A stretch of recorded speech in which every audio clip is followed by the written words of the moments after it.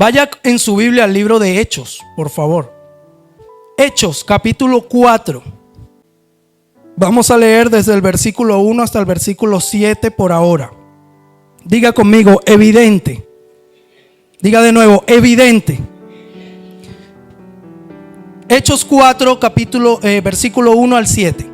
Dice la palabra del Señor así. Mientras Pedro y Juan le hablaban a la gente, se les presentaron los sacerdotes, el capitán de la guardia del templo y los saduceos. Estaban muy disgustados porque los apóstoles enseñaban a la gente y proclamaban la resurrección que se había hecho evidente en el caso de Jesús. Prendieron a Pedro y a Juan y como ya anochecía los metieron en la cárcel hasta el día siguiente. Pero muchos de los que oyeron el mensaje, ¿de los que qué? De los que oyeron el mensaje creyeron, y el número de estos llegaba a unos 5,000. Al día siguiente se reunieron en Jerusalén los gobernantes, los ancianos y los maestros de la ley. Allí estaban el sumo sacerdote Anás, Caifás, Juan, Alejandro y los otros miembros de la familia del sumo sacerdote. Hicieron que Pedro y Juan comparecieran ante ellos y comenzaron a interrogarlos. Amén. Vamos a leer hasta ahí por ahora. Escucha, te pongo en contexto de lo que había pasado antes de esto, porque esto es cuando Pedro y Juan están ante el consejo. Pero antes de esto había sucedido que había un hombre cojo, ¿sí?, que se tiraba en la puerta, en la entrada de la iglesia La Hermosa, ¿sí? Pedro y Juan venían pasando y este hombre les pidió, porque el hombre era un mendigo, ¿sí? Y en ese momento sueltan la icónica frase de: yo no tengo plata ni oro, pero de lo que tengo te doy. Usted ha escuchado esa frase, ¿no? Hasta la persona que no es cristiana ha escuchado esa frase. Y de hecho mucha gente la usa como excusa para no ayudar a veces a otros. Dice: yo no tengo plata ni oro, hermano, lo que tengo te doy, venga, te doy un abracito y vaya. Sí, porque él le dijo: yo no tengo plata ni oro, pero lo que tengo te doy, y es lo que viene a continuación. Mira, hermano, este no es el mensaje, pero aprovecho para decírselo. Hermano, dejemos el egoísmo. Ayudemos a los demás. Por favor, tengamos un corazón más sensible hacia los demás. Tendamos la mano. Todo lo que usted siembre, eso usted va a recoger. A veces uno dice: ay, yo quisiera que la gente fuese tan buena conmigo y me ayudara tanto, y uno se da cuenta que uno no ayuda mucho. Entonces tú dices: oye, debe venir por ahí la cosa, ¿sí? Comencemos a sembrar bien. Y él le dijo: de lo que tengo te doy, y le dio la mano y le dijo: levántate. Y el cojo se levantó y comenzó a caminar y fue sano por el nombre de Jesús. No otro nombre, el nombre de Jesús. Este cojo fue sano, tenía 40 años en esa condición, y este hombre se sanó. Le estoy hablando de lo que pasó en los capítulos anteriores a lo que estamos leyendo.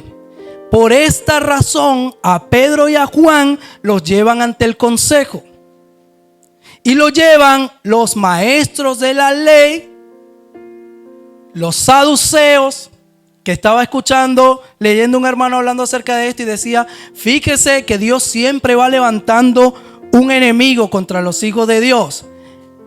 Con Jesús, los que hicieron más la guerra fueron los fariseos, ¿sí? Pero dice que por ese encuentro que ellos tuvieron con Jesús y vieron tantas cosas, los fariseos le bajaron un poco luego. Pero ahora el enemigo levantó a los saduceos en contra de los apóstoles, ¿ya? Dice que estaban a mí siempre me llama la atención, nunca deja de llamarme la atención, que siempre en estos casos estaban los maestros de la ley, los que conocían la palabra del Señor, los que conocían las escrituras. Ellos eran los que estaban ahí. Trajeron a Pedro y a Juan ante el consejo. Dice que los metieron presos, ¿sí?, una noche. Escúcheme, hijos de Dios, hijos e hijas de Dios, por favor, sáquese de la cabeza el que usted no le puede pasar nada que no esté bien porque usted es hija o hijo del rey. Eso es una enseñanza mala, una mala interpretación bíblica. Y mucha iglesia de Dios lo dice: Es que yo soy hijo del rey. Es que yo soy hija del rey. ¿Cómo me van a mí a robar el carro si yo soy hijo del rey? ¿Sabe por qué, hermano? Porque hay delincuencia. Dios lo cuida. Dios cuida sus bienes. Pero si Dios permite algo en su vida, entienda que Dios tiene un propósito con eso que está pasando en su vida. No es que porque usted es hijo de Dios, usted nada le va a pasar. En el mundo tendrán aflicción, pero confíen porque yo he vencido al mundo. Entonces usted dice, oye, si yo acabo de declarar sanidad en un cojo, ese tipo tenía 40 años así, se levantó y ahora está caminando, ¿cómo me van a meter preso? O sea, Dios mío, si yo acabo de hacer un milagro. Porque es que el milagro no lo acabas de hacer tú, lo hizo el Señor. ¿Sí? Y fíjate que Dios permite que ellos estén presos esa noche. Y usted se imagina a Pedro y a Juan diciendo, Señor, entonces yo que sí oro, entonces yo que sí busco, entonces yo que sí estoy haciendo un milagro, ¿por qué yo estoy aquí preso si yo soy hijo del rey? ¿Sí me está entendiendo? Escucha, a la religiosidad muerta siempre le importará más los protocolos que la bendición de las personas.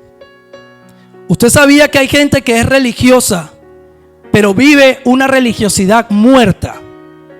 Y es el máximo ejemplo en los fariseos, los saduceos y toda esta gente que iba en contra de Jesús y de sus apóstoles. ¿Ellos sabían de la ley? Le pregunto yo a usted. ¿Sabían de la ley? Eran los maestros de la ley. Eran tipos preparados, tenían bastante conocimiento, pero en su propio conocimiento se vanagloriaron y desecharon a la piedra que terminó siendo la piedra angular de todo, Jesús. Entonces usted dice, ¿cómo una gente que sabe tanto desechó a Jesús? Para que usted vea. Por eso lo importante no es que usted sepa tanto, usted tiene que saber. Pero no es lo más importante es que usted tenga una comunión con Jesús.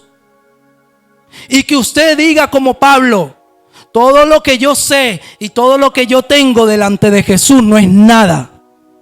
Y si el Señor me está diciendo algo y yo pienso que es diferente, yo voy a hacerle caso a lo que está diciendo el Señor porque Él es el que tiene la razón. Amén. Eso no le gusta a todo el mundo porque hay gente que quiere ser altivo en su propia opinión. Y quiere decir, pero es que yo he estudiado en un instituto bíblico. Está bien. Los fariseos también lo hicieron.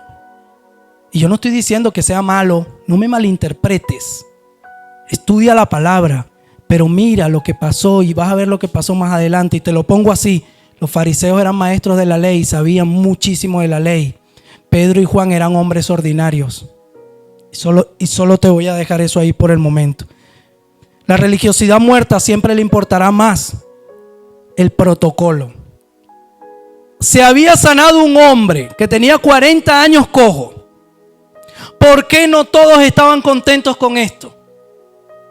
¿Usted no cree que todos deberían estar contentos con esto? Todo el mundo debería estar, oye, qué chévere, se sanó, ven, ¿y cómo fue? Y para ver, camina, ¿y cómo? Porque ellos habían visto a ese hombre cojo. Ahora lo veían sano, pero a los saduceos y a los maestros de la ley no le importaba. No le importó nunca que ese hombre se había sanado. Ellos trajeron a Pedro y a Juan ante el consejo porque ellos estaban molestos porque Pedro y Juan estaban enseñando y proclamando la resurrección de Jesucristo, que dice la Biblia. Acá le voy a leer otra vez el versículo. Dice el versículo 12: estaban muy disgustados porque los apóstoles enseñaban a la gente y proclamaban la resurrección que se había hecho evidente en el caso de Jesús. Ese era todo el problema de ellos, que la resurrección de Cristo había sido evidente. No podían callar la resurrección del Señor. Y a ellos no les importó que ese hombre hubiese ocurrido un milagro con ellos, sino que no siguieran hablando de que Cristo había resucitado. Fíjate lo que hace la religiosidad muerta en tu vida, que te importa más que se cumpla lo que tú crees que una persona sea sanada por Dios. ¿Cómo lo ven? Conocían la palabra, pero estaban bien alejados de Dios en su corazón. Tú debes conocer la palabra, pero por favor entiende que lo que debes estar más cerca es tu corazón del Señor. Y vuelvo y lo repito, hay gente que dice, no, pastor, yo ando con Dios. Mira, andar con Dios es andar conforme a su palabra. Si lamentablemente tú andas por la vida haciendo todas las cosas que Dios no te dice, tú no andas con Dios. Es solo un mero decir de tus labios. No, pero yo ando con Dios. No, tranquilo, porque yo hablo con Dios. El otro día contaba aquí un caso de un delincuente que se montó en una camioneta y decía, todo lo puedo en Cristo que me fortalece. Y si Dios es con nosotros, ¿quién contra nosotros? Entonces vamos a atracar a todo el mundo. Y esa persona anda con Dios porque está diciendo la Biblia. No, el diablo conoce la Biblia. Más que usted y más que yo. Él es más viejo que usted y más viejo que yo. Y por eso el diablo está salvo. No es solo conocer, es vivir a Dios. Por eso, iglesia, yo quiero que usted entienda que la vida en el Evangelio de Dios se trata de vivir a Dios, no de venir a la iglesia el domingo. Que usted viva a Dios, que se comience a hacer evidente la presencia de Dios en su vida. ¿Cuántos pueden decir aquí? En mi vida se está haciendo evidente la presencia de Dios. Hay gente que lo está notando. Si usted no puede decir eso hoy, entonces debes enderezar tu camino. Porque en la vida del que tiene un encuentro con Jesús se empieza a hacer evidente la presencia del Señor. Y la gente comienza a ver que tú estás cambiando. Aunque sea en algo mínimo, pero la gente comienza a percibir que tú estás cambiando. Pero si se está viendo lo mismo en tu vida y llevas años siguiendo a Jesús o tratando de seguirlo, entiéndeme, algo no ha andado bien. Diga conmigo, evidente. La presencia de Dios tiene que hacerse evidente en mi vida. Amén. ¿Cuántos quieren eso? Yo lo quiero. Mira, escúchame esto. Van a querer encarcelarte. Van a querer encarcelarte, pero te van a tener que soltar. Van a querer encarcelarte, pero te van a tener que soltar. ¿Sabes por qué? El enemigo no puede retener a alguien lleno del Espíritu Santo que tiene un propósito en Dios. Escúchame. El enemigo no puede retener a una persona llena del Espíritu Santo que tiene un propósito en Dios, a menos que sea la voluntad de Dios que tú estés en un lugar. Pero el enemigo no puede retenerte. Y aún cuando Pedro estuvieron presos físicamente en un momento, el enemigo nunca pudo retener lo que había dentro de ellos, porque donde está el Espíritu de Dios hay libertad. ¿Sí? Pablo estuvo preso muchas veces, Pedro estuvo preso, pero en una oportunidad dice que la iglesia oraba y las puertas se abrieron y un ángel del Señor los sacó de la cárcel, porque el diablo no puede retener el propósito de Dios. Por eso que una persona, un hombre o una mujer que tiene el propósito de Dios en su vida, el diablo no lo va a poder retener nunca. El problema está en cuando usted está lejos del propósito. Porque ahí sí el diablo puede retenerlo. Hay bendiciones que Dios ha destinado para ustedes desde hace mucho y no se han hecho evidentes en su vida.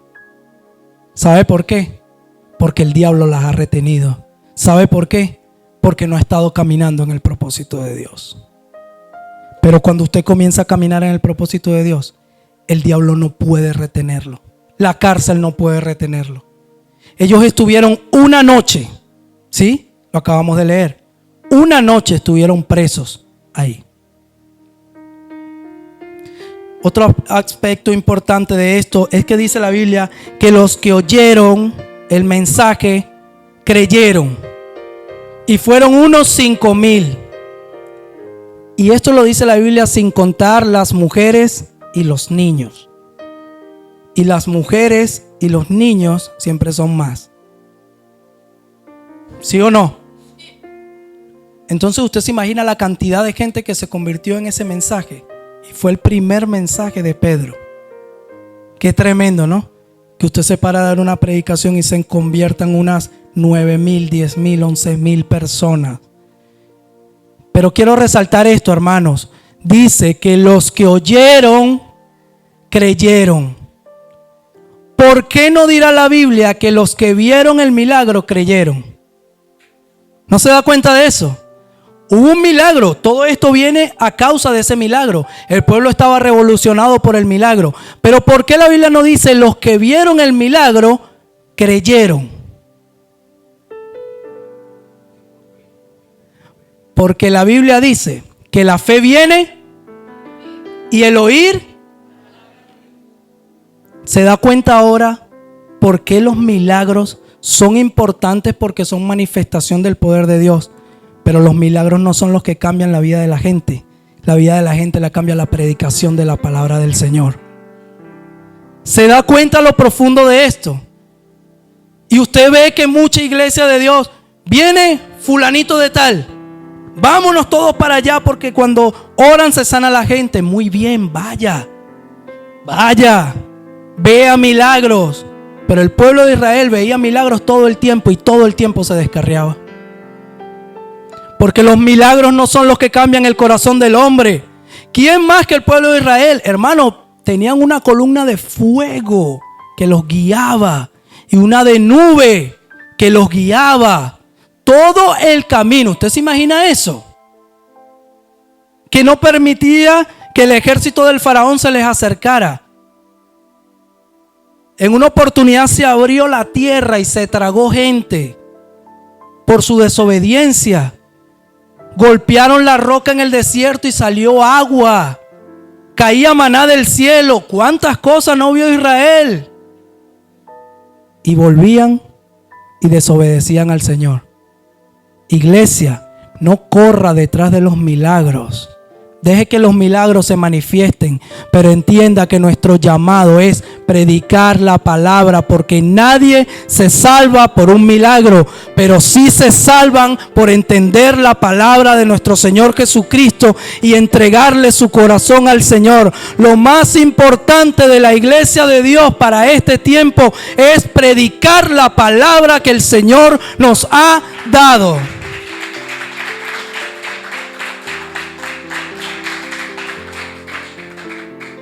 Iglesia, mire, yo sé que a nosotros humanamente nos gusta el show.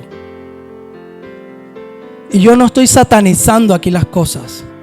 Yo no voy a empezar a decir porque usted tiene que vestirse así, porque no. Eso no me importa a mí. Usted leerá la Biblia. La Biblia dice, vístanse decorosamente. Ahí está en la palabra. Agárrelo para usted. ¿Quiere que se lo ponga más actual? Hombres, vístanse prudentemente. ¿Sí? Mujeres, vístanse prudentemente. No anden todos vulgares por ahí. Eso es lo que dice la Biblia. Así lo dice la Biblia. Pero eso, aunque es importante, no es lo más importante. Es predicar la palabra del Señor. Y es por eso que el enemigo se ha encargado de callarte y de que tú no prediques la palabra del Señor. De que tú te conformes con decir, yo soy un cristiano, yo soy una cristiana, yo estoy salvo, pero tú predicas. No, yo no le predico a nadie. Iglesia, hay que salir de esto. Queremos que la iglesia crezca, queremos que los milagros se manifiesten, queremos que el poder del Espíritu, Señor, manifiéstate. ¿Y cómo creerán si nadie les predica? ¿Y cómo oirán si nadie les lleva la palabra? Escúchame, si tú no le estás predicando a nadie, eso no está bien.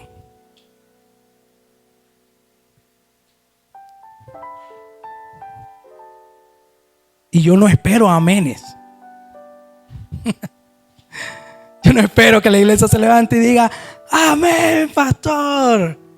Yo sé que no lo voy a recibir de una palabra así, pero yo quiero decirte que tú tienes que comenzar a predicar la palabra del Señor con tu boca y con tu testimonio.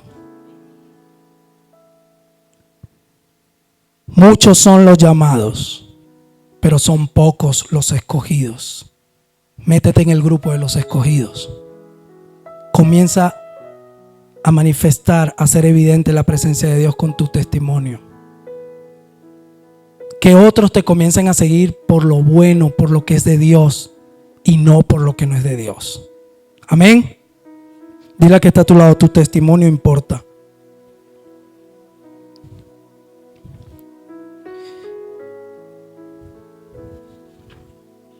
Vamos a leer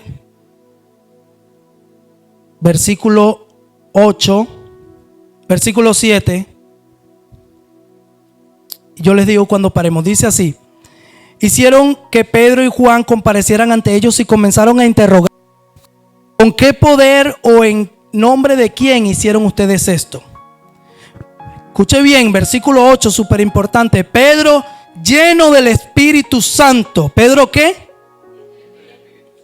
Les respondió: gobernantes del pueblo y ancianos, hoy se nos procesa por haber favorecido a un inválido y se nos pregunta cómo fue sanado. Versículo 10 es poderoso. Sepan pues todos ustedes y todo el pueblo de Israel que este hombre está aquí delante de ustedes sano gracias al nombre de Jesucristo de Nazaret, crucificado por ustedes, pero resucitado por Dios.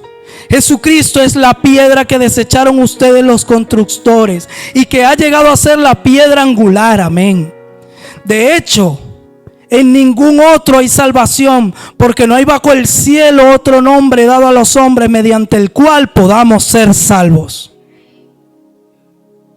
Qué palabras tan poderosas de Pedro, ¿verdad?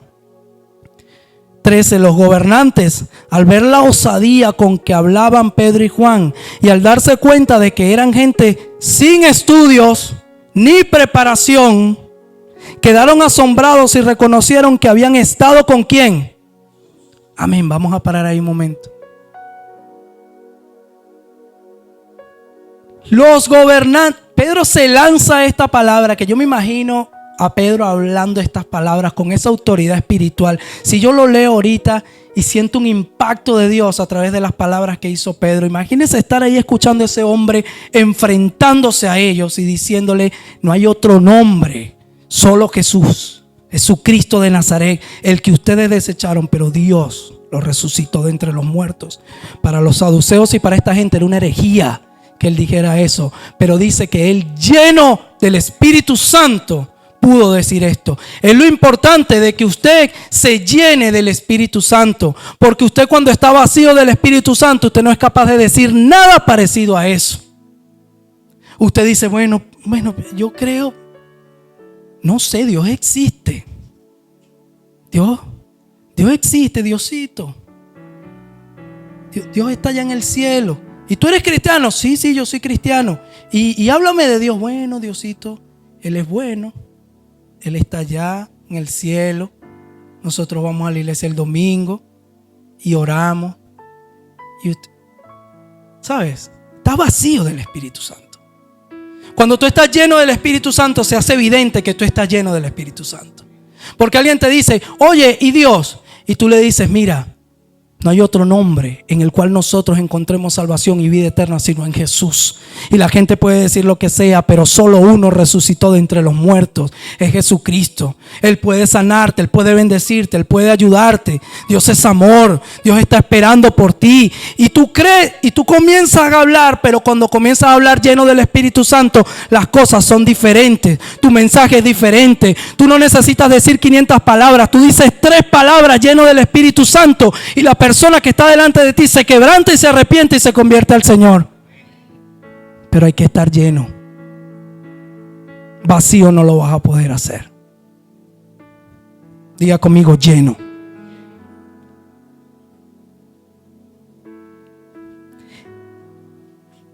Toda la respuesta de Pedro tenía una razón, y es que él estaba lleno del Espíritu Santo. Y escúchame esto: la llenura es algo que se adquiere buscándolo, anhelándolo.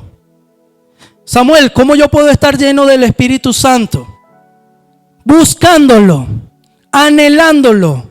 ¿Por qué? Si nos vamos atrás a los capítulos anteriores, está el capítulo en el que todos estaban reunidos esperando la promesa que era el Espíritu Santo.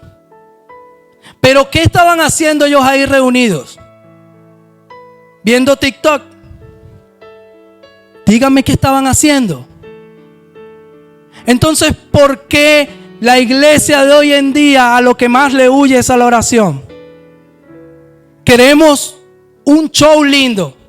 Ay no, yo voy a una iglesia muy chévere. ¿Y por qué chévere la iglesia? No, porque hay unas luces espectaculares. Tú vieras, se mueve un robot de aquí para allá y enfoca a todos los que están cantando.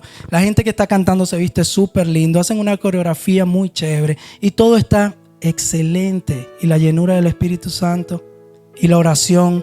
Nunca me hablas de la oración. Nunca me hablas del ayuno. Nunca me hablas de buscar. ¿Por qué? Porque el enemigo quiere que nos entretengamos. Porque en el entretenimiento no hay salvación.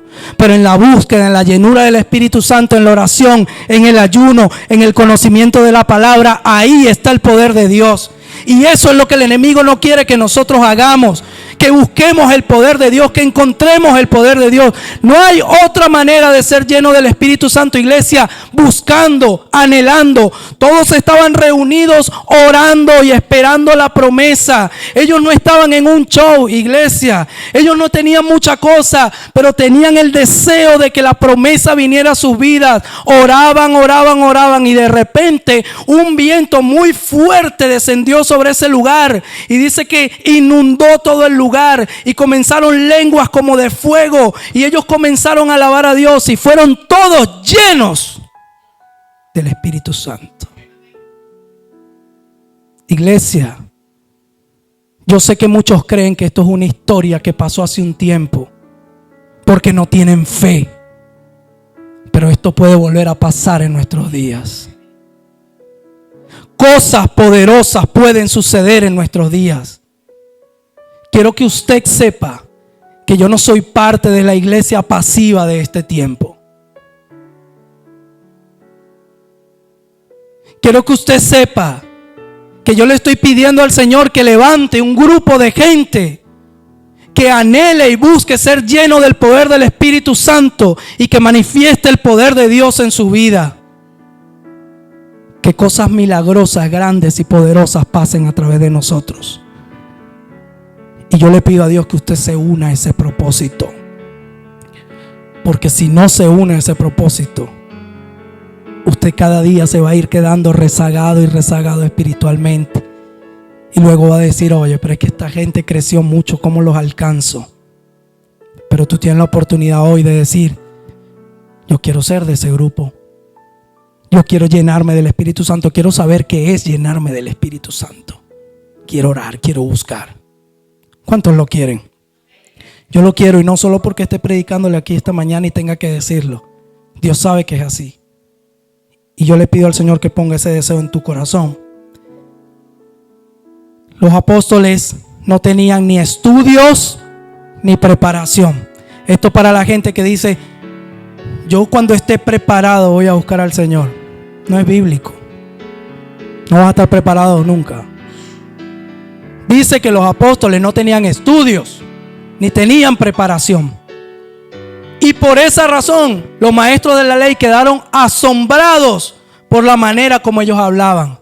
Escúchame, tú no tienes que estar preparado para predicar. Es una excusa y es una mentira del enemigo que te ha metido en la cabeza para que tú no hables de Dios.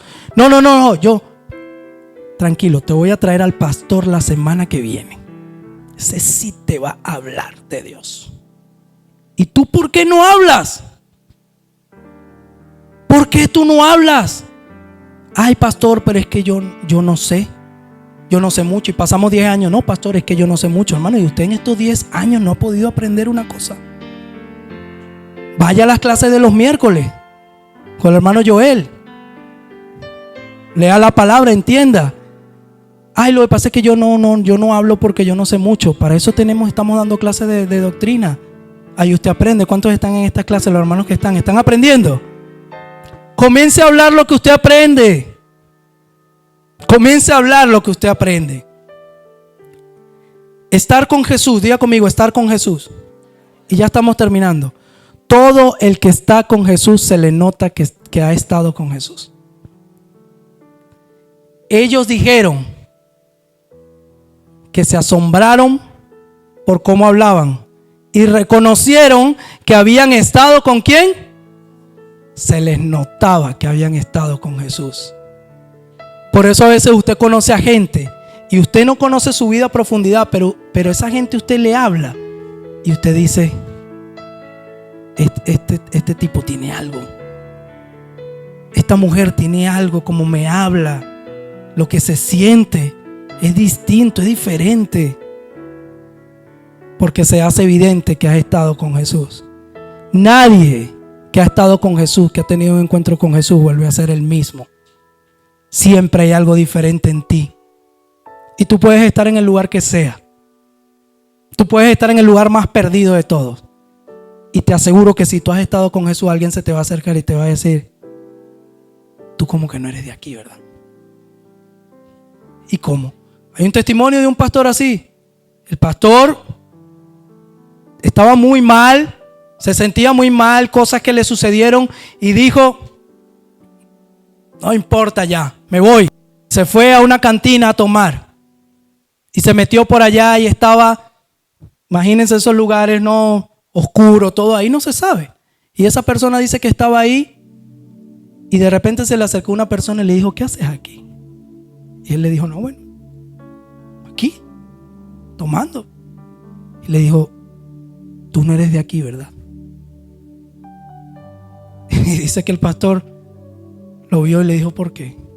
Es que tú tienes algo que tú no eres como los demás. Tú tienes algo que te ves diferente a todos los que están aquí. Tú no eres de aquí, ¿verdad? El pastor obviamente, sí, se guardó sus palabras, pero salió de ese lugar y nunca más volvió. Porque el que ha estado con Jesús se le nota que ha estado con Jesús. Que la gente pueda notar en tu vida que tú has estado con Jesús. Iglesia, sí es importante el testimonio de nosotros para los demás. En la Biblia nunca dice las palabras que muchos de nosotros a veces decimos. No, porque yo soy así. Yo soy así, pero es que yo soy así. Y la gente también me conoce así. ¿Y por qué yo tengo que cambiar? Porque la gente diga. No es porque la gente diga, sé humilde de corazón. Es porque la palabra te dice, por favor, da un buen testimonio. Sean luz en medio de las tinieblas. Sean la sal del mundo. Demuestren con sus obras que me siguen. No sigan siendo los mismos. Que sea evidente la presencia de Dios en nuestra vida, iglesia. ¿Cuántos están entendiendo esta palabra? Por último, el enemigo no tiene poder sobre tu vida. Yo no sé cuántos dicen amén. El enemigo no tiene ningún poder sobre tu vida. Hay gente que está engañada. Cree que el enemigo tiene poder sobre su vida. Ay, hermano, es que el diablo. Ay, hermano, es que yo no oro porque el diablo se me levanta. Porque, mire, hermano, cuando uno viene y uno se hace cristiano, uno tiene problemas, pero cuando uno se hace cristiano, el diablo se levanta. Por eso yo no soy cristiano.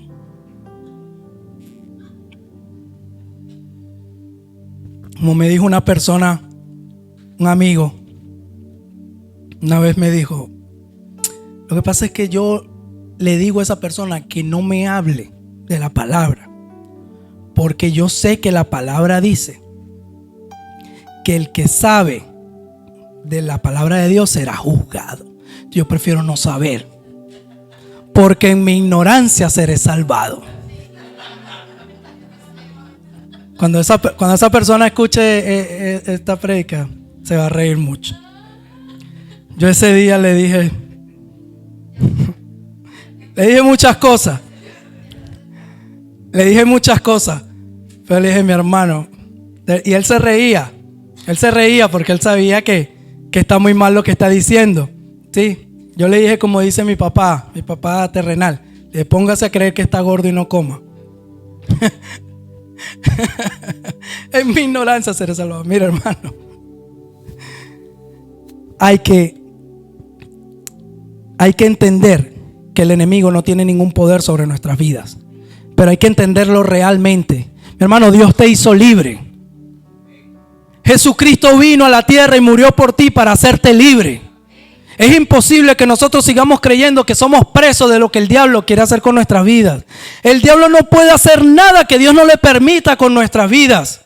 Todo lo que pasa en nuestras vidas, los que somos redimidos por la sangre de Cristo, es porque Dios lo permite. Si tú estás viendo que hay algo que está pasando en tu vida que no es lo ideal, que tú crees que no es lo correcto, entiende que Dios tiene un propósito con eso. Y de ese proceso que está pasando en tu vida, Dios va a sacar algo bueno, porque las cosas que quiere Dios para ti siempre son buenas, aunque no parezcan al momento buenas. El enemigo no tiene poder, ¿sí? El enemigo solo puede amenazarte. Vamos a terminar de leer esto. Miren, quedamos en el versículo 14. El versículo 13 terminó diciendo: habían estado con Jesús y reconocieron que habían estado con Jesús. Entonces dice el 14: además, como vieron que los acompañaban el hombre que había sido sanado, no tenían nada que alegar. Así que les mandaron que se retiraran del consejo y se pusieron a deliberar entre sí. ¿Qué vamos a hacer con estos sujetos? Escuchen bien.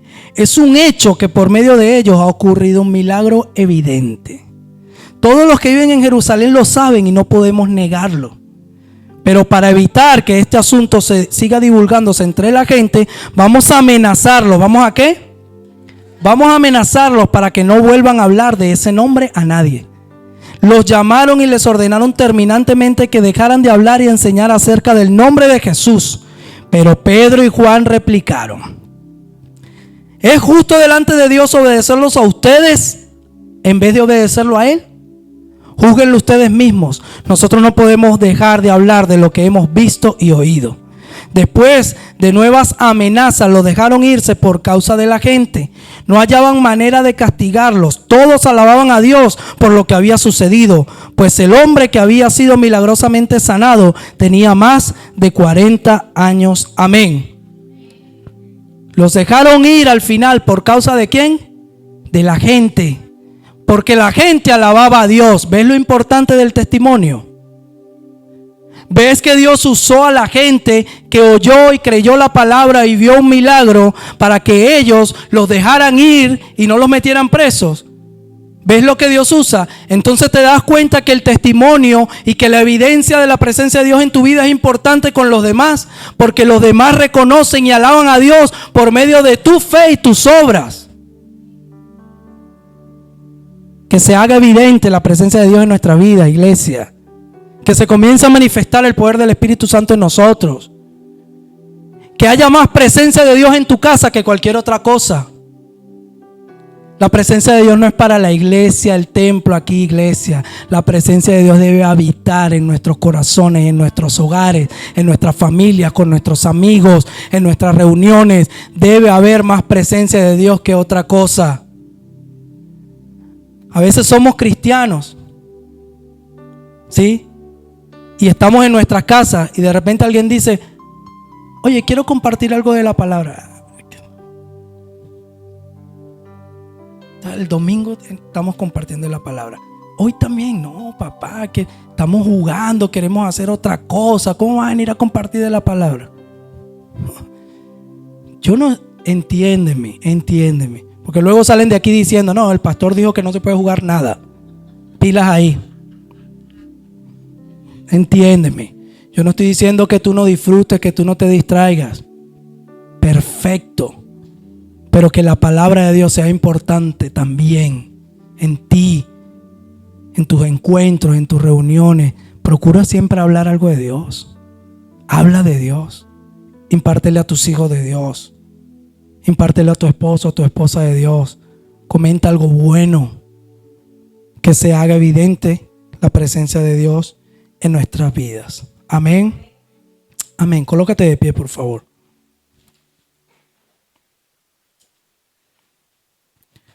El enemigo solo puede amenazarte. ¿Se dieron cuenta? Que el enemigo solo pudo amenazarlos. Dice que los amenazaron y ellos dijeron que no les importaba. Y luego los volvieron a amenazar y luego los dejaron ir. porque el enemigo no tenía poder sobre sus vidas. Sus vidas habían sido compradas por la sangre de Cristo. Solo podían amenazarlos. El diablo contigo solo puede amenazarte, y lo único que hace es amenazarte. Va a pasar esto, te voy a hacer esto, te voy a quitar tal cosa, voy a hacer Eso es lo único que hace el diablo. Asustarte, asustarte, asustarte. Pero el diablo no tiene poder para quitarte nada que Dios no le permita quitar de tu vida. Tu vida, tu familia, tus hijos, tu casa, tu negocio, nuestra iglesia, todo está cubierto por el poder de la sangre de Cristo. Fuimos comprados por Él y el poder lo tiene Jesús sobre nuestras vidas y no el enemigo. El enemigo está vencido en el nombre de Jesús. Dale un aplauso a Él. Padre Santo, Padre de la gloria, te adoramos. Doy gracias por esta bendita palabra tuya. Yo te pido que, Espíritu Santo, tú con esta palabra hagas un trabajo en el corazón de tu iglesia. Señor, por favor, que entendamos que las palabras vienen de ti, no del hombre. Por favor, haz un cambio, un movimiento dentro de nuestras vidas. Señor, que podamos empezar a hacer evidente la presencia tuya a través de nosotros. Que empecemos a orar por personas. Que cuando se nos acerque gente, Señor, diciéndonos me siento mal, le podamos decir yo quiero orar por ti. Voy a estar orando por ti, que lo hagamos de verdad, Señor. Padre, que cuando el necesitado llegue a nuestra vida podamos tenderle la mano y ayudar. Señor Jesucristo, que podamos ser sensibles al dolor de los demás también. Señor, afina nuestro corazón y nuestro oído para atender al propósito y al llamado de este tiempo. Señor Jesucristo, Dios de la gloria, yo te pido que bendigas a esta iglesia con toda bendición espiritual, con toda bendición material. Señor Padre, con más poder, con más unción, Padre celestial, que los que te buscan comiencen a ser llenos del poder del Espíritu Santo, Jesús. Dios, gracias, Señor, por tu palabra y por tu amor. Te adoramos y te bendecimos. En el nombre de tu Hijo Jesús. Amén, amén y amén.